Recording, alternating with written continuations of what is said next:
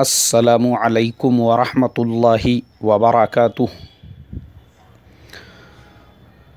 मोहतरम भाइयों, बुजुर्गों, दोस्तों, ये हमारा इस्लाह मुआशरा का 692वां सबक है। मोहतरम बुजुर्गों, कल के सबक में मैंने सुनाया था कि एक लड़की जिसने अपने माँ बाप से बगावत करके, अपने भाइयों से बगावत करके, सिर्फ़ एक लड़के के फ़ैशन को देखकर इश्क़ और मोहब्बत के चक्कर में उसके साथ में शादी कर ली।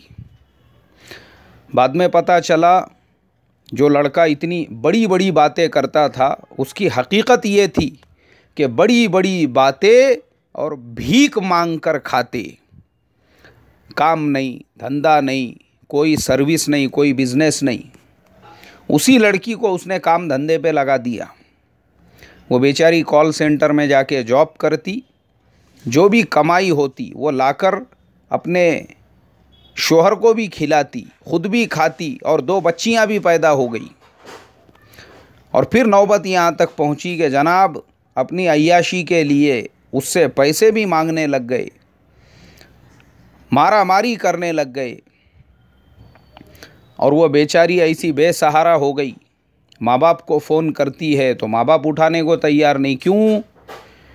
नहीं, तेरा हमारा कोई रिश्ता ही नहीं रहा। बोले, हमने अपना खून पसीना बहाकर अपनी ज़िंदगी की पूरी गाढ़ी कमाई तेरे ऊपर ख़र्चा करके तुझे इसलिए बड़ा किया था, तुझे इसलिए एजुकेटेड बनाया था ताकि बड़ी होकर तू हमारे नाम को इस तरीक़े से कलंकित करे, हमारे नाम को इस तरीक़े से धब्बा लगाए और इस तरीक़े से हमको बदनामी का मुंह देखना पड़े कि देखो फलाने की बेटी ने लव मैरिज की, घर से भागकर चली गई और फलाने लड़के के साथ में। बोले, जब ये नौबत पहुंची तो माँ बाप ने उससे कोई रिश्ता ही नहीं रखा। वो तूने तेरे मर्ज़ी से शादी की थी, अब वो तू जाने, तेरी फैमिली जाने। हम लोगों को फ़ोन करना भी नहीं, हमारे घर पे आना भी नहीं और हमको बोलना भी नहीं। माँ बाप ने सिरे से उससे रिश्ता मुनक़ते कर दिया। नौबत यहाँ तक पहुँची कि उसके किसी रिश्तेदार ने फिर मुझसे कहा। हम लोग गए उस मसले के हल के सिलसिले में, तो वही कारगुजारी मैंने कल के सबक में बयान की थी। लेकिन मेरे मोहतरम बुजुर्गों, ये सिर्फ़ लड़कियों का मसला नहीं है।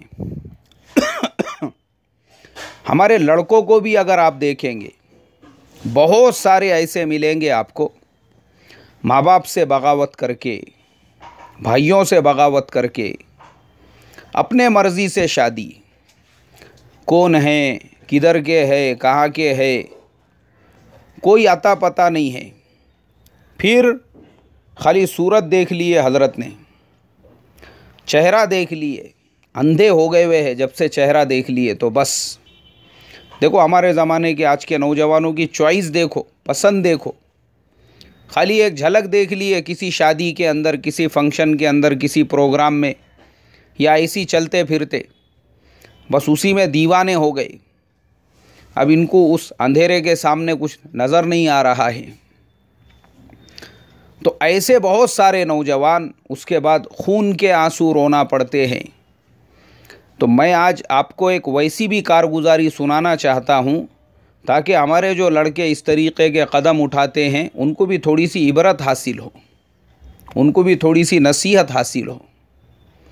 एक चाचा कई मरतबा मुझे मिले, कहा कि मौलाना आपसे एक अहम काम के सिलसिले में मशवरा करना है, मशवरा करना है, मशवरा करना है।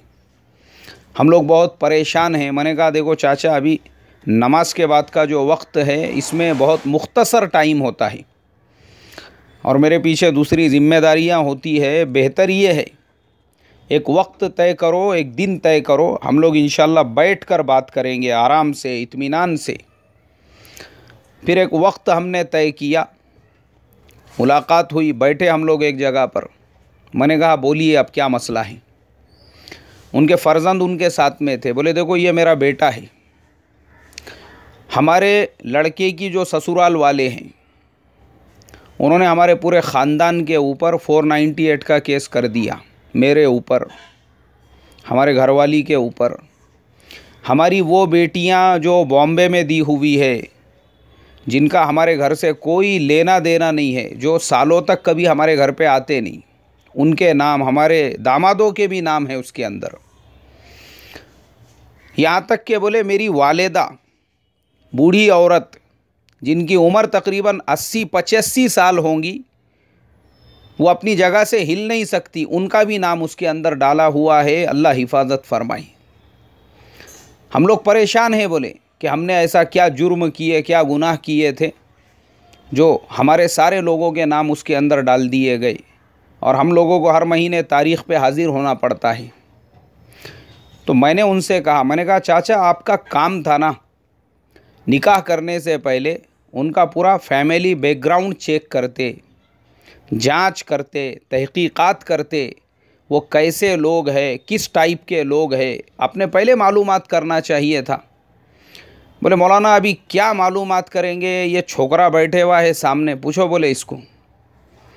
ये अंधा हो गया था, अंधा, ऐसा थल थल थल थल थल थल कर रहा था कि देखो मैं शादी करूँगा तो उसके साथ में बोले, और अगर तुम लोगों ने मेरी उसके साथ में शादी नहीं होने दी है ना, फिर मैं कुछ भी करके लूँगा।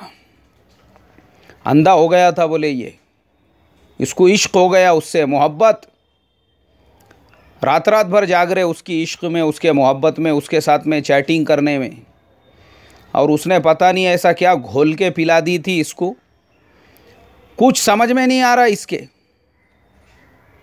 कोई बात सुनने को तैयार नहीं, कोई बात मानने को तैयार नहीं। करूँगा तो बोले उसी के साथ में शादी करूँगा। फिर हम लोग भी मजबूर हो गए। हमने कहा भाई जवान बच्चा है, कुछ भी उल्टा सीधा कदम उठा लेगा, मुनासिब नहीं है। फिर हमने हमारे भाइयों से, दूसरे बच्चों से घर में मशवरा किए, और करने के बाद में कहा कि चल ठीक है, तेरे को जहाँ करने का तेरी वहाँ शादी करके दे देते। अब बोले मौलाना हम लोग जब शादी की बातचीत करने के लिए उनके घर पे पहुँचे तो तभी से हमको ऐसा महसूस हो गया था कि भाई ये लोग यानी अजीब व गरीब टाइप के, अजीब व गरीब किस्म के, उनके घरों के अंदर सारे गैरों के रसूमात। अब अपना तो तुमको मालूम है बोले अल्हम्दुलिल्लाह दीन का माहौल है, बच्चे भी अल्लाह के रास्ते में जाते आते रहते, अपना घराना कैसा है बोले अल्हम्दुलिल्लाह सारे लोग 5 वक्त की नमाज़ों का एहतमाम करने वाले, अल्हम्दुलिल्लाह अपने पास में तो कोई मसला है ही नहीं बोले। लेकिन वहाँ जब गए ना तो ऐसा मुझे ज़र्रा भी हज़म नहीं हुआ, एकदम गैरों का माहौल। वो जो महल्ले में रहते वहाँ के गैरों के लड़के वगैरह घरों में आ रहे जा रहे, एकदम बिंदास। अल्लाह हिफाजत फरमाए। हमने बोले यार ये कैसा घराना है, ये लोग कैसे है ये, लेकिन फिर भी हमने बर्दाश्त करे। तहकीकात किए, पता किए तो पता चला भाई वो तो एकदम फैशनेबल और मॉडर्न लोग हैं। दीन की दूर दूर तक उनको कोई हवा लगी हुई नहीं है। नमाज क्या है पता नहीं, रमज़ान के रोज़े क्या है पता नहीं, कुछ ही नहीं मालूम उन लोगों को। हमने बच्चे को समझाया, अरे बेटा, तो बच्चा कहने लगा नहीं, अल्लाह ताला की ज़ात हिदायत देने वाली है। अल्लाह ताला ने कैसे कैसों को हिदायत दिया, अपने घर में आने के बाद में इंशाअल्लाह इसकी भी ज़िंदगी सुधर जाएगी। पूरे वो बच्चा मानने को तैयार नहीं। चलो ठीक है, हमने फिर भी कोई बात नहीं है। शादी में भी हमने उनसे कहा देखो हमारे यहाँ पे ऐसी कोई रसूमात वगैरह हम लोग नहीं करते हैं, सुन्नत के मुताबिक सादा सिंपल निकाह करेंगे, वो भी उसको मानने के लिए तैयार नहीं। मौलाना अभी क्या बोलने का बोले तुमको, अल्लाह माफ़ करे, उन्होंने वो सारी बिदतें, वो सारे खुराफात, वो सारे गैरों के रसूमात जो अपन तसव्वुर भी नहीं कर सकते, यहाँ तक के बीच की जो मखलूक होती है, इन्होंने रज्जगे में उसको भी घर पे बुला के नचाने लगाए। बोले अल्लाह हिफाजत फरमाए, उसका डांस पूरी रात भर धिंगाना उनके यहाँ पर। और वो सारी हरकतें और वो सारे काम होने के बाद, उसके बाद जब निकाह हो गया तो निकाह के दूसरे दिन से ही शिकवे शिकायत शुरू हो गए। तुमने ये नहीं करे, उन्होंने वो नहीं करे, तुमने हमारे रिश्तेदारों को कपड़े लाए तो ऐसी चीज़ लेकर आए, वैसी चीज़ लेकर आए। वो पहले दूसरे दिन से ही नाराज़गियाँ शुरू हो गई। अब उसके बाद में वो बच्ची जब हमारे घर पर आई, हमने अल्लाह के फजलो करम से उसको रत्ती बराबर कभी कोई तकलीफ़ नहीं दिए, ना उसको कभी मारे, ना कभी उसको पीटे, ना कभी उसके साथ में कोई हमने गलत बात किए। सिर्फ़ हमारे घर के लोगों ने उसके सामने ये तकाज़ा रखे कि देखो बेटा, ये मुसलमानों का एरिया है, अल्हम्दुलिल्लाह दीनदारों का इलाक़ा है, मकानात मुसलमानों के है, माहौल दीन का है, यहाँ पे सारे घरों की जो मस्तूरात है वो जब बाहर निकलती है तो अल्हम्दुलिल्लाह पूरे पूरे हिजाब का, पूरे पूरे पर्दे का एहतमाम करती है। तुम भी थोड़ा पर्दे का एहतमाम करो, हिजाब का एहतमाम करो। तो बोले वो तो एकदम मॉडर्न ख़यालात की थी। उसने कहा तुम लोग मेरे ऊपर ज़बरदस्ती कुछ भी थोप नहीं सकते, मेरी अपनी पर्सनल लाइफ है, मैं कुछ भी पहनूंगी, मैं बग़ैर पर्दे के बाहर निकलूंगी। और वो बग़ैर पर्दे के बाहर निकलना, बग़ैर पर्दे के बाहर जाना उसका मामूल था। उन्हीं सारी चीज़ों को लेकर हमारे बच्चे के दरमियान में कुछ तेरी मेरी होने लगी। मामला यहाँ तक पहुँचा, वो अपने घर पे चली गई और वहाँ जाने के बाद उसके वालिद ने और उन लोगों ने हमारे सारे लोगों के ऊपर हुंडा और जहेज़ का जो केस होता है वो हमारे नाम पे डाल दिए कि हम लोगों ने उनसे जहेज़ का तकाज़ा किए, हम लोगों ने उनसे हुंडे का तकाज़ा किए और उसके साथ में मारपीट किए और ज़बरदस्ती का उसमें हमारी 85 साल की जो वालिदा है उनका भी नाम डाल दिए।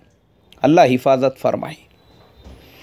मोहतरम बुजुर्गों, ये कारगुजारी मैं आप तमाम लोगों को इसीलिए सुना रहा हूँ ताकि हमारे वो नौजवान जो आजकल खाली चेहरा देखकर अंधे हो जाते हैं, चेहरा देखकर, वो हमारे नौजवान जो फैशन देखकर, स्टाइल देखकर, अल्लाह हमारे नौजवानों को समझ अता फरमाए।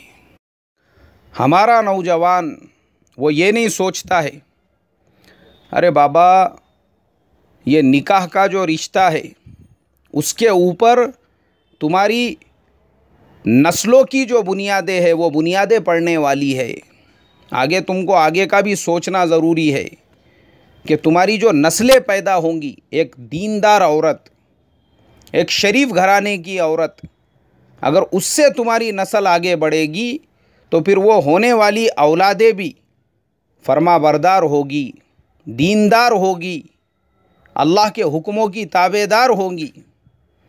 और तुमने खाली चेहरा देखकर रास्ता चलती किसी के साथ में निकाह कर लिए, अपने ख़ानदान, अपने माँ बाप, अपने रिश्तेदारों के ख़िलाफ़ बगावत करके, तो सोचो नस्लें कैसी पैदा होंगी। हमारे सामने हज़रत सैयदना अब्दुल कादिर जीलानी रहमतुल्लाह अलैह, जिन्हें गौसे पाक कहा जाता है, उनका वाक़िया है। उनके नाना ने जब अपने बेटी के लिए एक लड़के का इंतखाब किया तो उसके लिए उन्होंने कौन सी कसौटी रखी कि लड़का कैसे तक़वे वाला होना चाहिए, और तब तक उन्होंने अपने बेटी का निकाह नहीं कराया जब उनको एक ऐसा लड़का मिल गया कि जिसने गलती से भूख की शिद्दत में नहर में बहता हुआ एक सेब उठाकर खा लिया था। उसकी तहकीकात करते करते उस बागीचे तक पहुंचकर उन्होंने 1 साल तक उसके अंदर मजदूरी की, वो एक सेब के बदले में।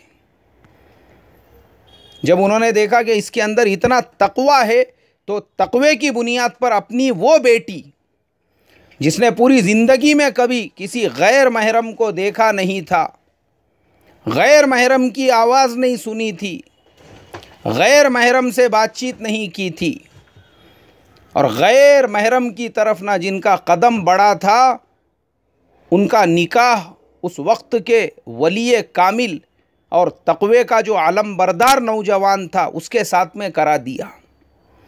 देखो नस्लें फिर कैसी पैदा होती है। जब माँ बाप ऐसे तक़वे वाले थे, अल्लाह तबारक व तआला ने औलाद भी वो अता फरमाई जिनको सय्यदुल औलिया और गौसे पाक का खिताब मिला। इसलिए मेरे मोहतरम नौजवानों, ये निकाह का रिश्ता सिर्फ़ अपने जज्बात को ठंडा करने का रिश्ता नहीं है। चेहरा देखकर अंधा होने का नहीं है। अपनी पूरी नस्लों की बुनियादें उसके ऊपर पड़ने वाली है।